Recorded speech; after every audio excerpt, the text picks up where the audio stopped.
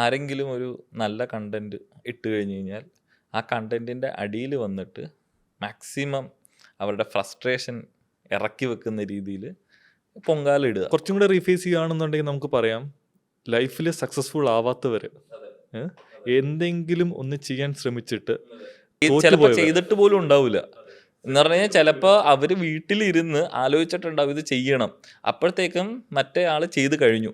അങ്ങനെ ചെയ്ത് കഴിഞ്ഞിട്ട് അത് കാണുമ്പോഴത്തേക്കും ഉണ്ടാവുന്ന ഒരു ജലസി കൂടി. ഇപ്പോൾ ഒരു 10,000-ഓ 20,000-ഓ കമൻസേ വന്നിട്ടുള്ളൂ. കേരളത്തിൻ്റെ ടോട്ടൽ പോപ്പുലേഷൻ എന്ന് വെച്ചാൽ 3.34 കോടി ജനമുണ്ട്. അല്ല, പിള്ളേരെയും കുറച്ച് പ്രായമാരെയൊക്കെ ഒഴിവാക്കി കഴിഞ്ഞാൽ ഒരു 2.5 കോടി ജനം. ഇതിലൊരു 10,000 പേരെ കമൻറ്റ് ചെയ്തിട്ടുള്ളൂ. ഈ 10,000 പേരുടെ കമൻറ്റ് നോക്കി നിങ്ങൾ ഒരിക്കലും വിഷമിക്കേണ്ട ആവശ്യമില്ല. 1% പോലും ഇല്ല ഈ ബുള്ളി ചെയ്യുന്ന ആൾക്കാർ.